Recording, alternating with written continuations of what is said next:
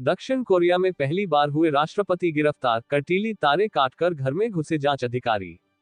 दक्षिण कोरिया के यून सुक योल गिरफ्तार होने वाले देश के पहले राष्ट्रपति बन गए हैं। इसी के साथ पिछले सप्ताह भर से जांचकर्ताओं और यून के सुरक्षाकर्मियों के बीच जारी रस्साकशी भी खत्म हो गई। बीते दिसंबर में यून की ओर से देश में मार्शल लॉ लगाने का असफल प्रयास के बाद अशांति फैल गई और राष्ट्रपति पर महाभियोग चलाया गया। यून के खिलाफ राजद्रोह के आरोपों की जांच हो रही है। हालांकि संवैधानिक अदालत ने यून को महाभियोग के जरिए पद से हटाए जाने की वैधता पर आदेश नहीं दिया है। इसलिए यून सुक योल तकनीकी तौर पर अभी भी दक्षिण कोरिया के राष्ट्रपति बने हुए हैं। यून की गिरफ्तारी नाटकीय घटनाक्रम में तब्दील हो गई। जांचकर्ताओं ने यून तक पहुंचने के लिए कड़ाके की ठंड में सीढ़ियों और तार काटने वाली मशीनों का इस्तेमाल किया। राष्ट्रपति यून सुक योल ने अपनी गिरफ्तारी से पहले देश के नाम एक वीडियो संदेश जारी किया। 64 साल के योल ने इस वीडियो में कहा कि वह खून खराबे को रोकने के लिए उच्च पदाधिकारियों की पेशी के लिए बने करप्शन इन्वेस्टिगेशन ऑफिस यानी CIO जाने को तैयार है। 3 मिनट लंबे इस वीडियो में यून ने कहा कि वह अपने खिलाफ जांच में सहयोग देंगे। हालांकि उन्होंने खुद पर लगे आरोपों को खारिज किया। वह लगातार ये कहते आए हैं कि उनकी गिरफ्तारी के लिए जारी वारंट कानूनी नहीं है। यून ने कहा कि उन्होंने देखा कि कैसे अधिकारी आग बुझाने वाले उपकरणों के साथ उनके घर के सुरक्षा घेरे में घुसे। उन्होंने कहा, मैंने CIO के सामने पेश होने का फैसला किया है। हालांकि ये जांच अवैध है, लेकिन मैंने किसी तरह के खून खराबे को रोकने के इरादे से ये निर्णय लिया है। बुधवार की सुबह चलाए अभियान का 1000 से अधिकारी हिस्सा थे। ये दूसरी बार था जब यून सुक योल को गिरफ्तार करने की कोशिश की जा रही थी। यून के खिलाफ जांच कर रहे CIO ने इससे पहले 3 जनवरी को भी राष्ट्रपति को गिरफ्तार करना चाहा था। पूछताछ के लिए जारी कई समन को नजरअंदाज करने के बाद सोल के खिलाफ CIO ने गिरफ्तारी वारंट हासिल किया था। यून की पीपल्स पावर पार्टी ने अपने नेता की गिरफ्तारी को अवैध बताया है।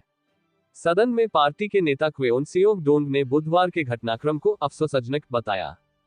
दूसरी तरफ विपक्षी डेमोक्रेटिक पार्टी के सदन में नेता पाक चान डे ने कहा है कि यून की गिरफ्तारी ने दिखाया कि दक्षिण कोरिया में न्याय जिंदा है।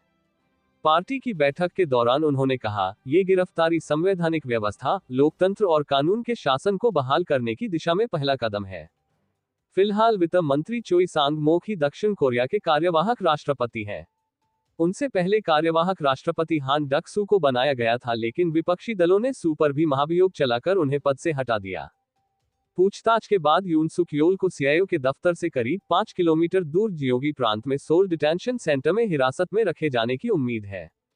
अगर यून की गिरफ्तारी के 48 घंटों के भीतर कोर्ट हिरासत में लिए जाने से जुड़ा वारंट जारी नहीं करती है, जो उन्हें रिहा भी किया जा सकता है। इसके बाद वह राष्ट्रपति आवास लौटने के लिए भी मुक्त आजाद होंगे। राष्ट्रपति पद पर रहते हुए योल की गिरफ्तारी दक्षिण कोरिया की राजनीति में अहम मौका है। हालांकि फिलहाल इस देश के राजनीतिक संकट से निकलने की संभावना दूर है, बल्कि ये गिरफ्तारी राजनीति में रोज सामने आ रहे नाटकीय घटनाक्रम का एक और पहलू भर है। बुधवार सुबह यून सुक योल के घर के बाहर जुटी भीड़ ने ही देश में पैदा हुए गहरे विभाजन की झलक दे दी। यून के विरोध में जुटे लोग जश्न मना रहे थे, तालियां बजा रहे थे। जैसे ही यून की गिरफ्तारी की घोषणा हुई तो ये भीड़ खुशी में गाना गाने लगी।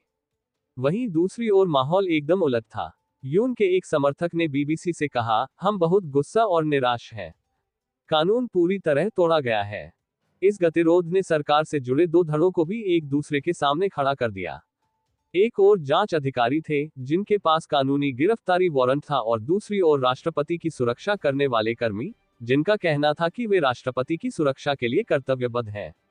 मार्शल लॉ की घोषणा से पहले ही यून को एक निष्प्रभावी नेता बना दिया गया था, क्योंकि विपक्षी पार्टी के पास संसद में बहुमत था। उन्हें अपनी पत्नी को तोहफे में मिले महंगे बैग की वजह से भी विवाद का सामना करना पड़ा। ब्रेकिंग न्यूज सबसे पहले देखने के लिए सब्सक्राइब करें।